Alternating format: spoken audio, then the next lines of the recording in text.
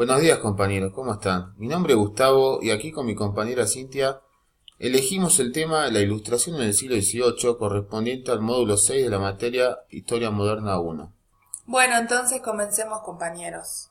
Vamos a empezar a definir la Ilustración del siglo XVIII. Fue el movimiento de un grupo de intelectuales que, impresionados con los logros de la revolución científica, abogaban por la aplicación del método científico al entendimiento de todos los aspectos de la vida. La palabra razón era una de las favoritas de este movimiento. Junto con ley natural y esperanza en el progreso eran los conceptos de moda en el siglo XVIII. Los grandes científicos del siglo XVII, como Galileo y Newton, habían buscado realizar sus obras con la idea de exaltar a Dios, pero conforme se iba esparciendo el conocimiento, comenzaron a cuestionar las verdades y valores religiosos los hombres y mujeres de la época. Por ejemplo, Pierre Bayle, que fue un filósofo y escritor francés, una de las grandes figuras en los inicios de la Ilustración, decía que era erróneo obligar a la gente a creer en ideas religiosas particulares, como lo hacía, por ejemplo, el rey Luis XIV. Afirmaba que este hecho creaba gente hipócrita, y eso era algo contrario a lo que debía ser cada religión. Más bien Bayle defendía la tolerancia religiosa, sosteniendo que la existencia de diferentes religiones beneficiaría al Estado en vez de dañarlo. La inspiración intelectual de la Ilustración vino principalmente de dos hombres ingleses, Isaac Newton y John Locke, quienes fueron reconocidos como grandes pensadores y antecesores de la era ilustrada. Newton era señalado como el más grande y más inusual genio que jamás haya surgido para ornamento e instrucción de las especies. Por otro lado, la teoría del conocimiento de Locke argumentaba que cada persona estaba vacía, como una tábula rasa, eran una mente en blanco. Si nuestra mente es como una hoja en blanco, sin ideas, ¿de dónde obtiene los materiales de la razón y el conocimiento? Lo contestaba con una sola palabra, de la experiencia. La filosofía de Locke implicaba que las personas son moldeadas por su ambiente, por las experiencias que reciben del mundo que los rodea a través de sus sentidos. A los intelectuales de la Ilustración se los conocía por el término francés philosophes, aunque no todos eran franceses ni filósofos. Eran literarios, profesores, periodistas, científicos, políticos. Provenían tanto de la nobleza como de la clase media, y algunos incluso provenían de las clases rurales. Los filósofos franceses influyeron en los intelectuales a escala planetaria, creando un movimiento que abarcaba todo el mundo intelectual, incluyendo las colonias británicas y españolas en América. Veamos ahora algunas de las características de los pensadores ilustrados del siglo XVIII. Tenemos en primer lugar una concepción optimista del futuro. Esto significaba que tenían una confianza ciega en la razón humana. Luego, un movimiento secular, es decir, que tenían una tolerancia o una indiferencia religiosa. Tenían también como característica el universalismo. Esto significa que hay una única ley natural válida para todos los seres humanos. Otra de las características que podemos encontrar es la actitud crítica respecto a las instituciones vigentes de las monarquías absolutas. Otra de las características es la defensa de la libertad de pensamiento y finalmente, como la última característica, encontramos la preocupación por la educación, que es la base del progreso social. Veamos ahora los referentes más conocidos del movimiento de la Ilustración. Tenemos por un lado a Voltaire, también encontramos a Montesquieu y a Rousseau. Ten el valor de usar tu propia inteligencia es una frase que utilizaba Kant para sintetizar el papel del individuo en el uso de la razón, para entender todos los aspectos de la vida, el mundo natural y la esfera de la naturaleza y el comportamiento y las instituciones humanas. Veamos ahora las ideas de los tres pilares que habíamos nombrado anteriormente. En primer lugar tenemos a Montesquieu.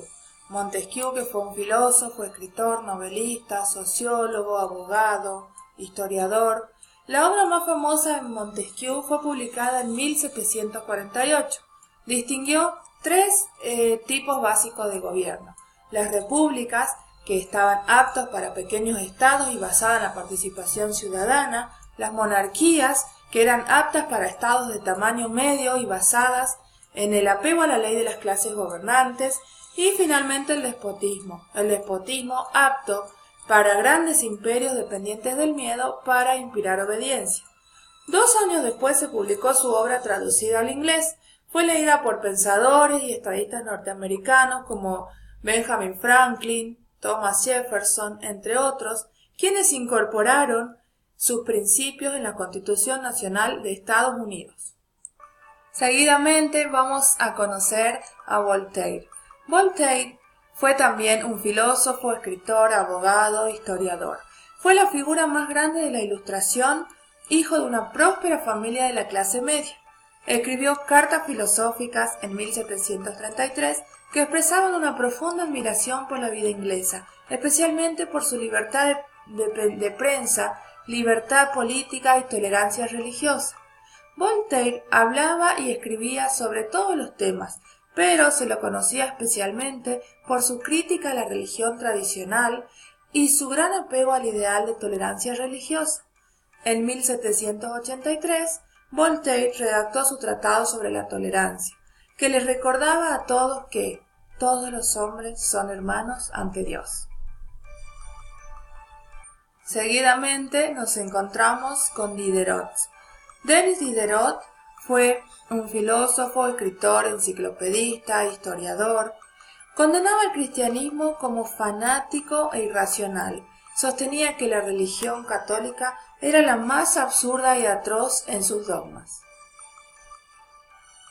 La contribución más famosa de Diderot a la Ilustración fueron los 28 tomos de la Enciclopedia, o Diccionario clasificado de la ciencia, las artes y los oficios, que él mismo editó y llamó la gran obra de su vida.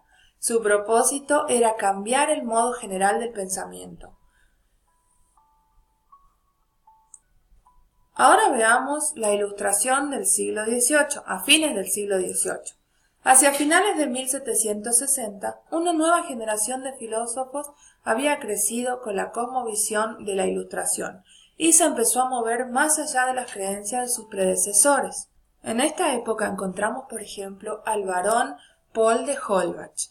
Un rico alemán establecido en París predicó una doctrina de estricto ateísmo. Decía que los seres humanos eran simples máquinas. Dios era un producto de la mente humana y era innecesario para la guía de la vida moral.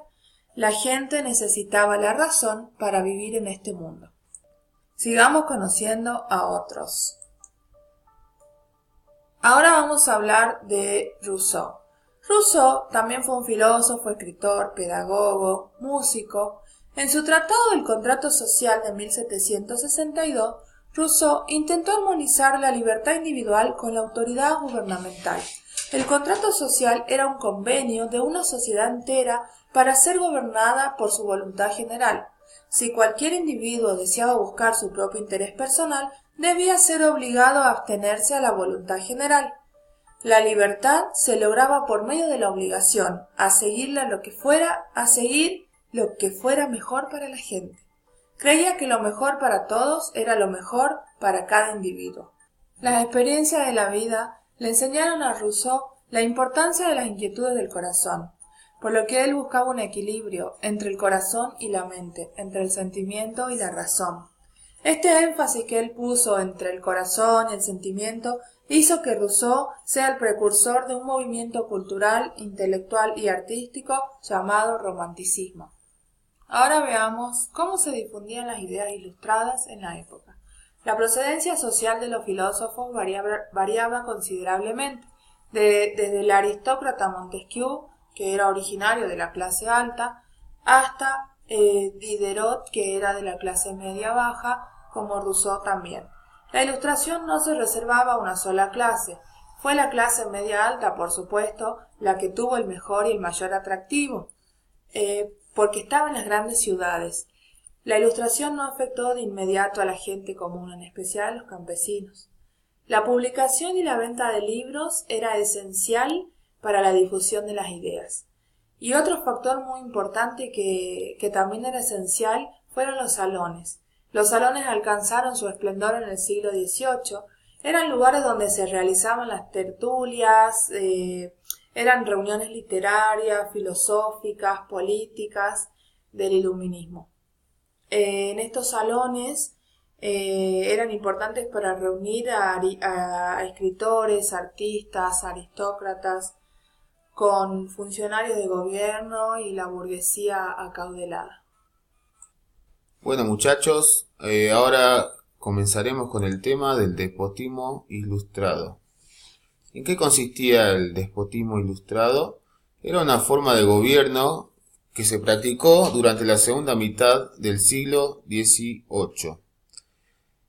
Se la conoce como un encuentro entre la política y la filosofía, y la estrategia que utilizaban los filósofos y pensadores de la época consistía en que era más fácil convencer al príncipe o monarca que al pueblo. Sostenían que la única manera de que el pueblo esté en un clima de bienestar se lograría con alguien en el trono, y los aportes filosóficos al soberano consistían en que éste adquiría un vocabulario virtuoso y se proclamaba como ciudadano virtuoso. Los despotistas de la Ilustración se mostraron indiferentes a la fe y a los cultos del siglo.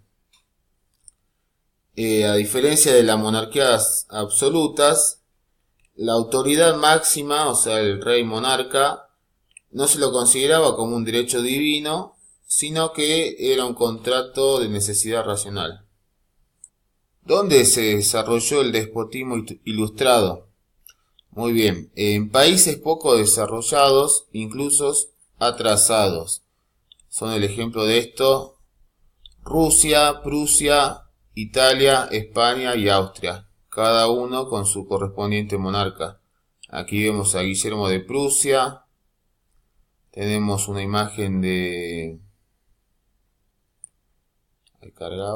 Federico II de Prusia.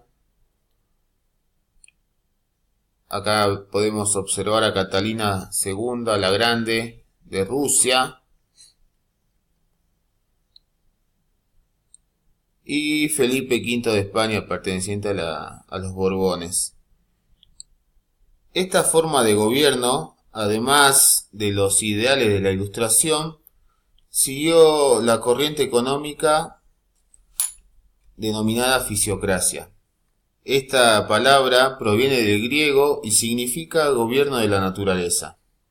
Los fisiócratas consideraban que las leyes humanas, las económicas, debían estar en armonía con la naturaleza. De ahí deriva la agricultura como base de la economía.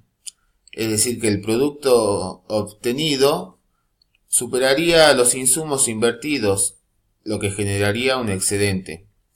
Las manufacturas y el comercio pasó a un segundo plano. Para finalizar, cerraremos con el liberalismo político, que se desarrolla entre los siglos XVII y XVIII. ¿En qué consistía el liberalismo político? Los partidarios del mismo propusieron la secularización social, exigieron separar el poder político del religioso, también lo político de lo moral. También tenía como propuesta la limitación del poder para los gobernantes y que estos debían ser sometidos bajo las mismas leyes que cualquier otro ciudadano. También defendieron la necesidad del voto, es decir, la expresión de la voz de la soberanía. Y bueno, para que todo se haga más democrático, se pretendía con esto descentralizar el poder del monarca. Y bueno, esta fue nuestra exposición. Espero que haya sido de su agrado y esté correcta, profe. Nos estaremos viendo en la mesa de examen, si Dios quiere. Gracias. Chao, profe. Chao, chicos.